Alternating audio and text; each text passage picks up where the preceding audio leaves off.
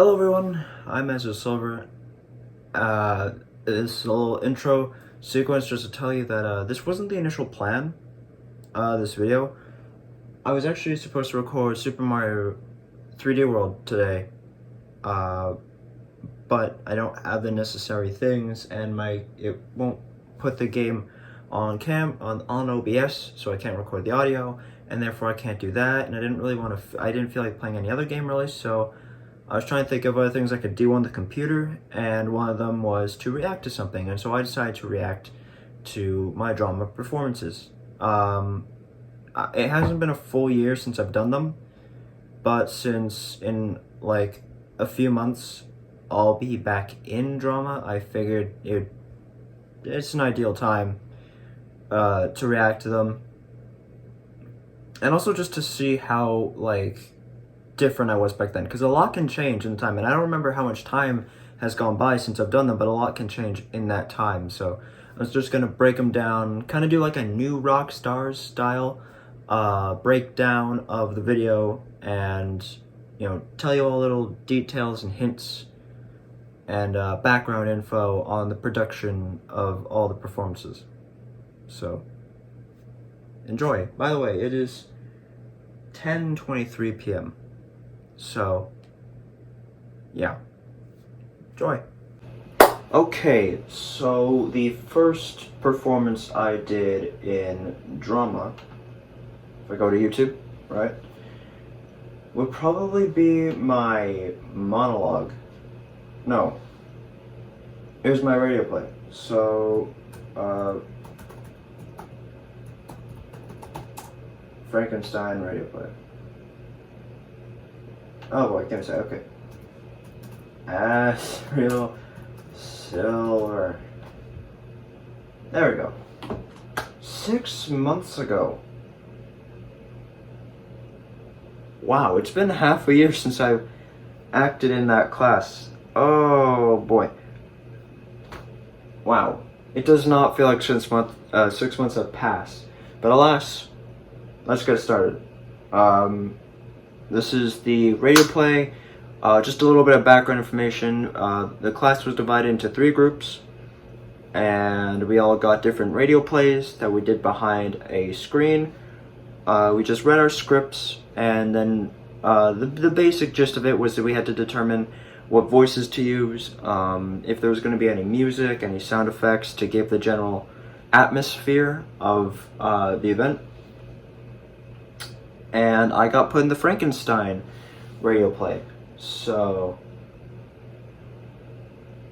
yeah.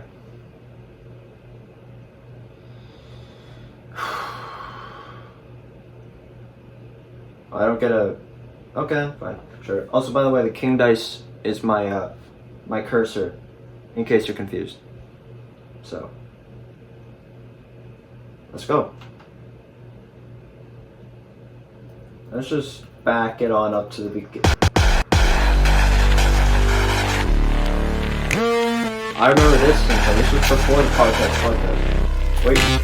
Wait, stop. Stop it. Okay, this one. Yeah.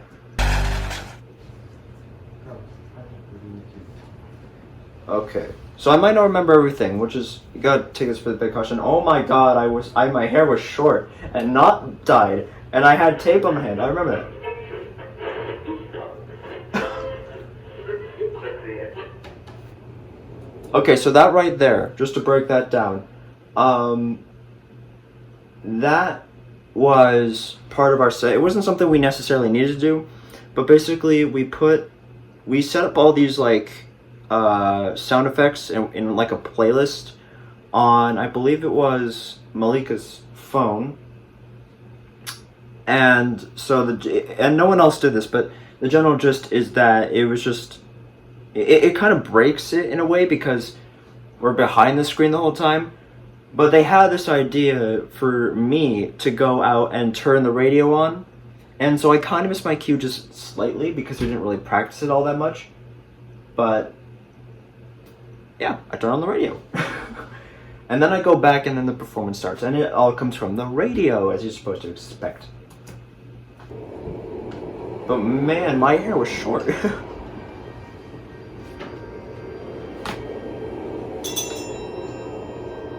That's part of the script. Listen to the waves. Listen to the bell. Listen to the wind circle. We're all supposed to be British. Out of the past, phantom to the world, gone by speak again. The immortal tale. Frankenstein. It's so ridiculous. The wind howled outside. My lonely home is my only companion. All else is quiet. Here, as I sit by my window in my parlor, writing this document for the scientific world. Be warned, you doctors and scientists who come after me. Be warned that man must not experiment with the secrets of life. Must not. My experiences started in the University of Manchester, where I was studying national history. It was after class, May 22nd, 1818. Professor Waldman, my close dear friend Henry Cabell, and myself were in the laboratory of the university. Okay, so right there, just to break that down, because some of you might be confused, our group consists of 2 girls and 2 guys, whereas the play itself is supposed to be 3 guys and 1 girl. There is, I forget her name, and then there is Henry Cavill, or whatever his name is, Henry Cavill, you know, Superman, which was played by a female actor, or I guess in this case, voice actor, that being Kezia. And Ethan is playing Henry? Is that his name, Henry? No, he's playing Victor. Victor Frankenstein. Yeah, I'm playing Professor Henry Waldman. Is it Henry? I don't know. And I think I said this in the interview. I did like a self-interview a while ago, and I haven't watched that back either.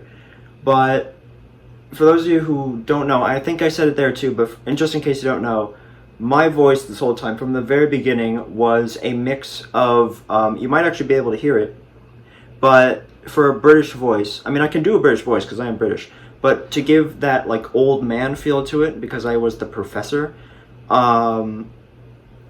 my voice was a mix of Joey Drew from Bendy and the Ink Machine.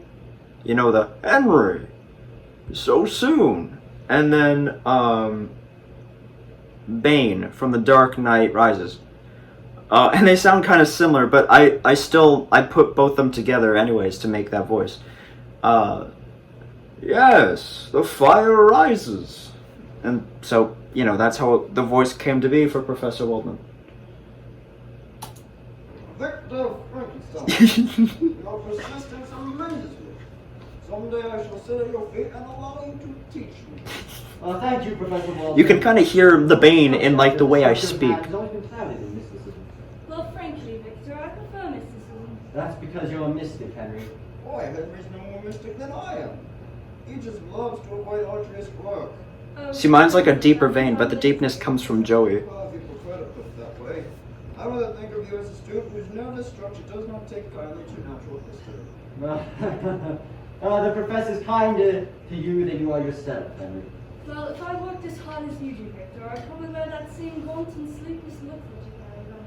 Well, my experiment will be finished tonight, and then I'll manage the 8 hours of sleep that other night. Okay, so another thing to break down about this. I don't think anybody, not even like my fellow actors in this play, I don't know if they even realized it, and no one else knows this because I think I forgot to mention it every single time I talked about it. But behind the thing, because I would have to take so many pauses, you know, between my lines because they have to talk too, so I didn't like change the accent or anything. Under my breath, I would say Henry, because like that's the first line of Joey Drew, and that's how I get into his voice. And because Joey Drew, like I said, is like half the reason Professor Waldman's voice is the way it is. Under my breath, the whole time they would be talking, it's just Henry. Just so I could keep that voice going, and like guaranteeing as best I can that I won't alter it by the time I start speaking again. So you can't hear it at all because like I said, I do it under my breath, but it also doesn't help that I have a mask on the whole time because COVID. But Yeah, no, that's just so you know, that's a little behind the stage detail.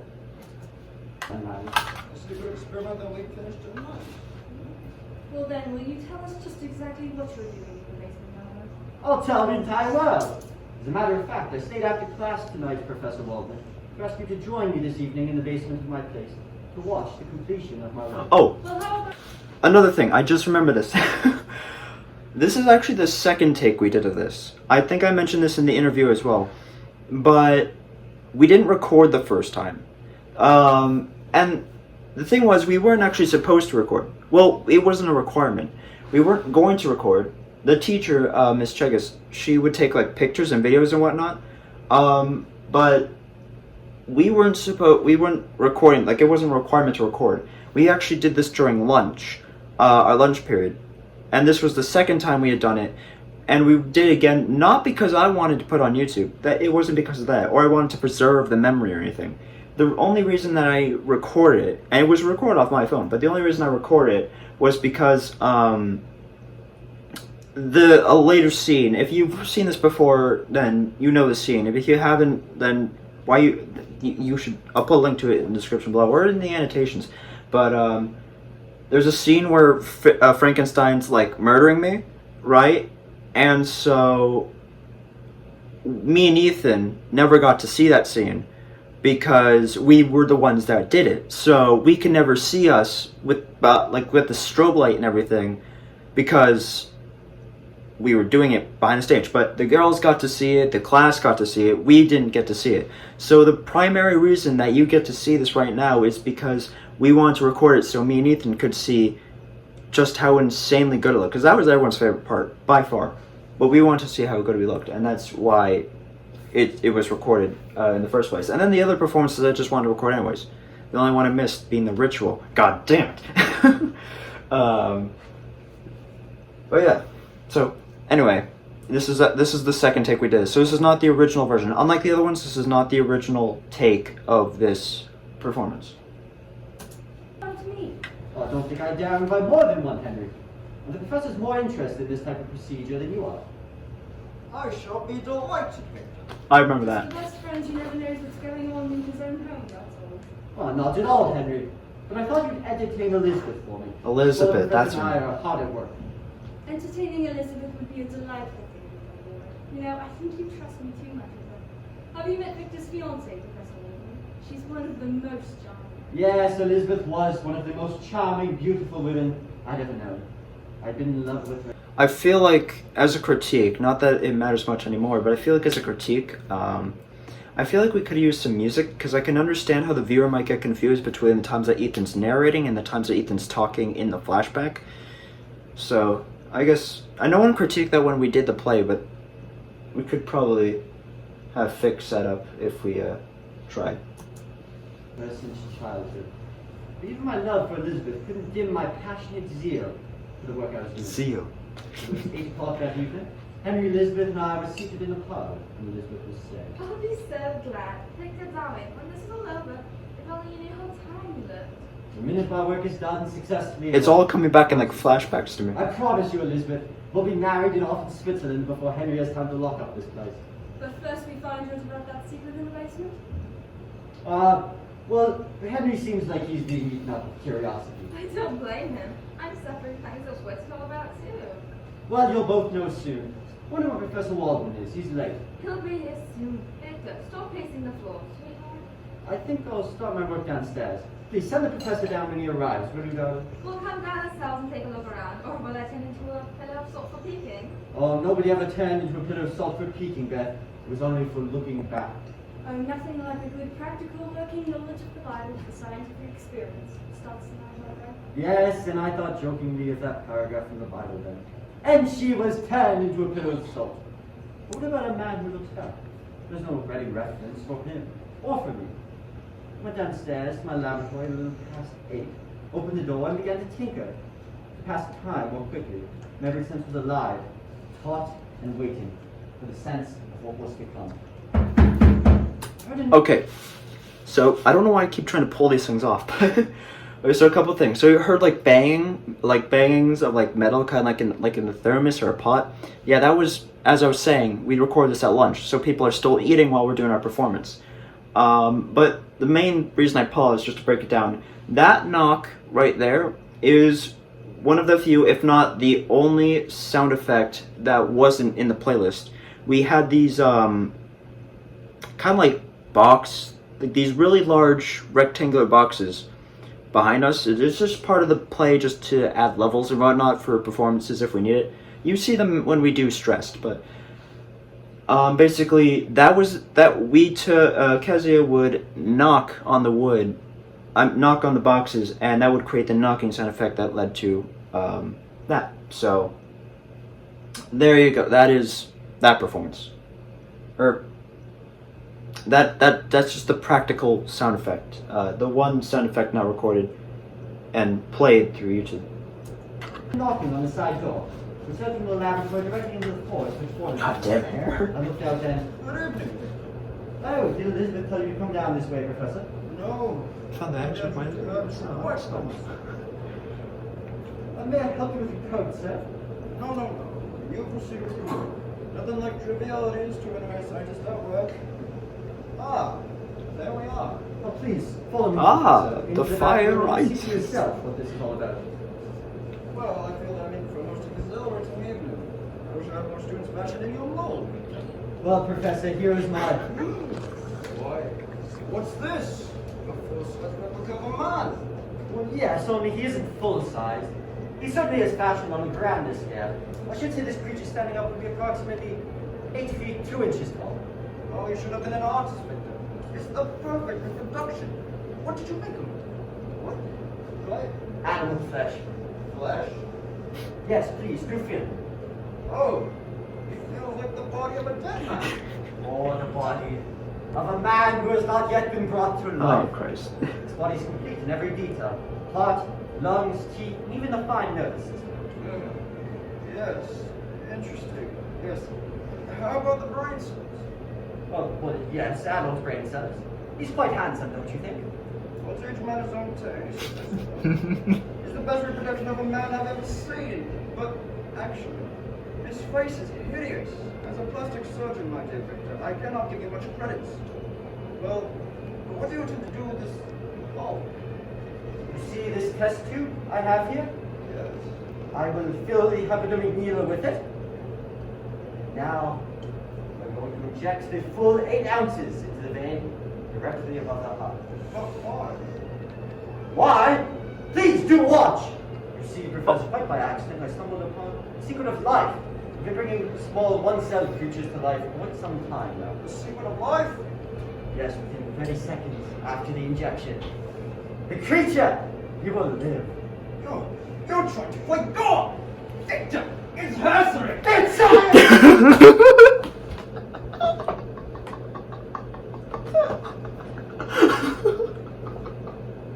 I'm sorry, that is... Oh, Christ. See, that was a running meme, or I guess more so a running joke, in the drama class. There was a lot of running jokes, but one of the running jokes was that line, "It's science!" God, I haven't heard that in so long. And like, I started pointing at the screen, I got all excited because I knew that line was coming up. But, oh my god. And that made me think into a screaming match. Arguably the best part of the play. I don't know. It was certainly the most funnest because I had something to do. But I don't know if it's the best, in my opinion. I don't know. I also cannot confirm whether or not this take was better than the first take we did. I don't know we did that much different.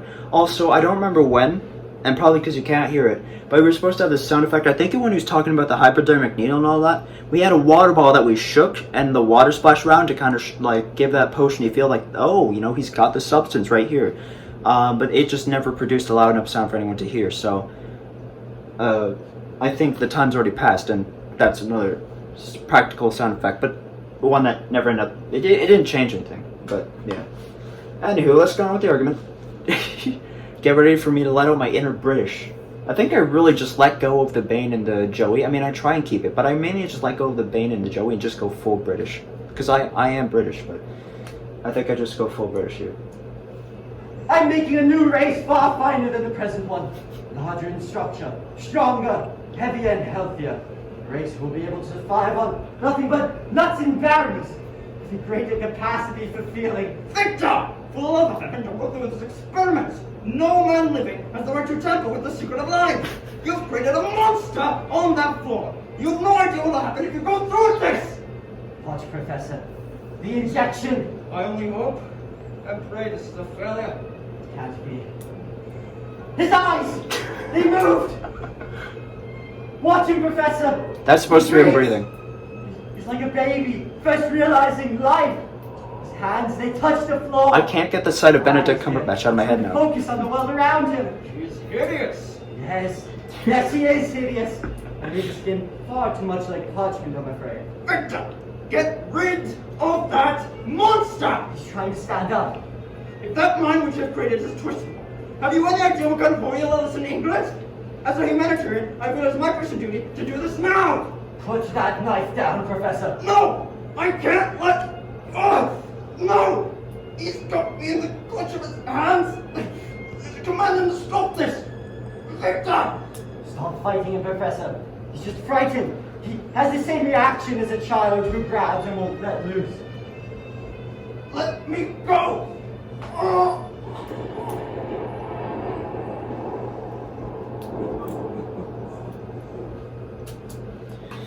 Yeah, okay, so, well, I actually did for once.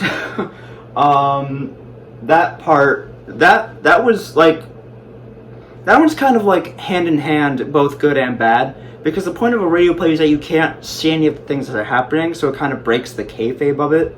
Kayfabe's the right word, right? I think so. But at the same time, it had everyone's jaws to the floor from what we heard from the reviews. And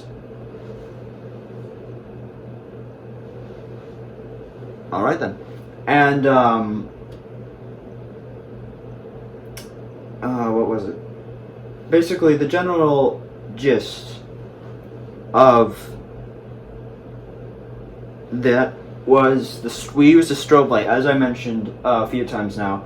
We put Kezia would turn on the strobe light, and me and Ethan would be reading our lines. And when we were getting towards a part, we would like slowly put down our pieces of paper. So we'd kind of, those were the only lines we really had to memorize, because for a few seconds there we wouldn't be able to look at our paper. So we'd like slowly set our papers down on the floor, and then we'd get back up, and he'd put his hands on my neck, not in a sexual way, but he'd put his hands on my neck, and we'd just get into the pose. And then I'd say the rest of my lines, and the light, it would flicker, and we'd stand there in like a, I forget what the dramatic term for it is. A crescendo? No, crescendo is music. I forget the term. But we stood there like statues and just did that for a little bit. And I started giving my sound effects. But the thing with that, you actually might have been able to see it. Yeah, see? You can like go back and replay a couple times if you missed it. But, I was actually slowly falling.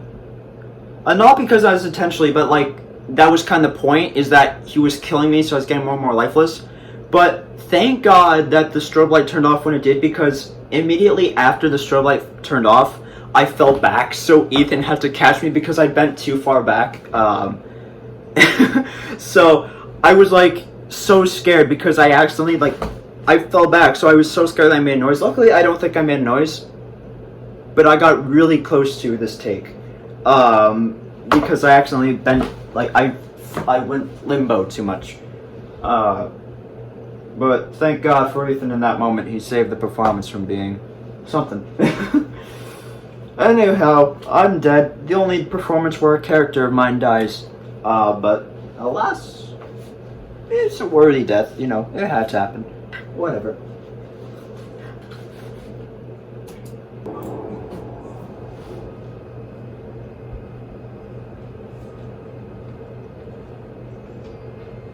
And now you can hear the lot. You can hear me and Ethan picking up our pieces of paper. You can hear us flipping them around. We weren't as professional this time, so. So the monster left my laboratory through the side entrance and into the forest, carrying the incredibly mangled body of the professor with him. I watched as he retreated from my house, my creation alive, just as I envisioned it. It was beautiful, but now I realize that that beauty I saw was just a fallacy. I returned to my laboratory and destroyed all evidence of this creature's manufacture. I burned the blueprints from which I made his body, then carefully, I locked my laboratory door, went upstairs to join Henry Caval and Elizabeth. I must have looked wild-eyed as I entered the room. Oh, Henry, that's the most amusing. You tell the best anecdotes in all of England. Oh, you flatter me. Oh, Victor, you're sooner than we expected. Ah, Darling, what's the matter? Didn't the professor show up? nothing's the matter. My experiment was a failure. Oh, but the professor? He never showed up, Beth? Henry? I think I want to go away. Of course, darling. We will as soon as Henry can get the hospital covered. I don't want to wait. I want to leave tonight. Please, tonight, Beth. We can get married before we cross the channel and then go to Switzerland. But it's almost midnight now, darling. What's the difference? Please, Beth, if you love me. But why tonight? Henry, you have no idea what I've been through. I have to get away at once. Of course, darling, if you insist, anything you want. We can be married before daylight. Darling, darling Beth, I know a little minister whom we can awaken. And so Beth and I were married. I was bored the rest of the scene because I didn't have anything to Three do. of us fled to burn Switzerland. I refused to have anything to do with this as well. No newspapers, no word of home. Just the peace and quiet of 6 months. Henry and Elizabeth both tried to learn about the events that occurred in my laboratory that evening. And I broke my silence on the subject. After the first tries, I noticed that they refrained from asking me about it again. It was in the middle of the 4th month of our visit when Henry and I were sitting on the terrace of the little house in the mountains. Beth was out picking berries when Henry suddenly... Right there. That was actually supposed to be my part. I was supposed to play sound effects after that. That was kind of the plan, but that didn't end up happening, and Malika just did it anyway, so... Yeah, that was supposed to be me that played the bird chirping and whatnot, but both takes we did, I didn't end up doing it. Just, I don't know, it seemed less convenient, I guess, to them, in the grand scheme of things. So yeah, there's that. I'm your closest friend, and I try to keep silent about it. But, well, Victor, the day after we left England, I read your newspaper. Oh, did you, ma'am? Yes, I saw this clipping on the front page. I couldn't very well miss it. What clipping? This one. The horribly mangled remains of Professor Bolton were found in the record. Oh. The identity of the unknown murderer being solved by someone. Well, Professor Waldman, I had no idea. No. What are you trying to say to me, Henry? Your leaving of England so suddenly that very night? Your fear of being discovered, the secret experiment? Well, it all seemed to add up to some strange connection with this. Now, if you're in trouble, you can depend on me. I'll stay by your side. I'm not in trouble. I'm just tired, very tired. And you know nothing of the professor. Absolutely nothing. He didn't come to our chateau that evening. I told you he didn't. Please, stop questioning me. Victor? Victor! Right here, Beth. Oh, we just had a horrible experience. Oh, darling, I'm so glad to see you. Look, pal, Beth, please, come here. Sit right down next to me. What happened with that? Well, I was walking in the woods not far from here. Well, I looked up and I saw a man. Frankenstein. I saw a man standing over me. Well, men aren't so bad. That is if you happen to know the right ones. And you do. I'm not joshing Henry. He wasn't exactly a man. He was twice the height of anyone I've ever seen, and his skin looked like dried parchment. It's incredible. But I think I've seen a monster. A monster? Yes, I ran away. He didn't follow me. He just stared after me, watching. You do believe me, don't you? A monster stared after you. Look, Henry, Victor, there, to the trees right now. There, look, there he is again.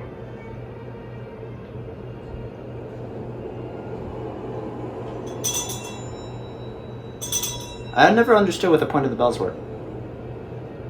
Oh damn, there comes me strung my stuff again. Man, my haircut wasn't actually that bad back then.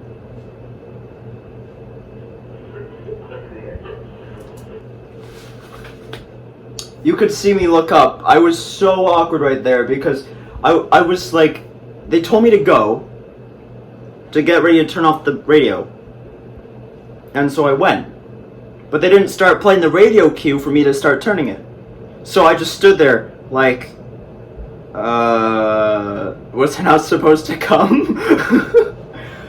But yeah. And also, if you're wondering, the tape on my hand, it was a tradition that every Friday I'd write hashtag something on my hand, and it'd be in this like white electrical tape. It'd always be on my left. Actually, I don't even remember. Let's see. If I'm turned like that, then it's my right hand. It would always be on my right hand. I think that one says. I guess you can't see. I don't remember which one that was, but it was something. Man, my hairstyle wasn't bad back then. It's quite admirable. Quite admirable. I mean, compared to this lackluster thing that I'm not even trying anymore. But I want to go back. Wait, I want to see if I can find like. Wait.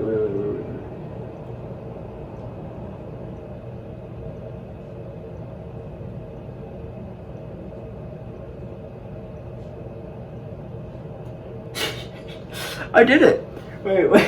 Wait, can I zoom in? I cannot zoom in.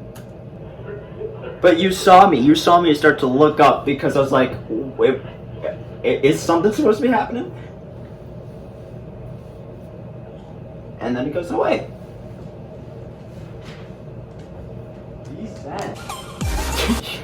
Wait, what did Ethan say? He's sad. I have no clue what he said. But, hey. That was Frankenstein, done 6 months ago in drama class. With the help of 3 fellow performers, all of which I've already named. And all of which, you know... Oh boy, am I gonna get told again for name dropping? Because technically they were already name dropped. And I'm not saying anything negative. I don't know. But, hey, maybe might see us, maybe might get taken down. But alas, that was Frankenstein radio play. I did not choose that group was just chosen for me.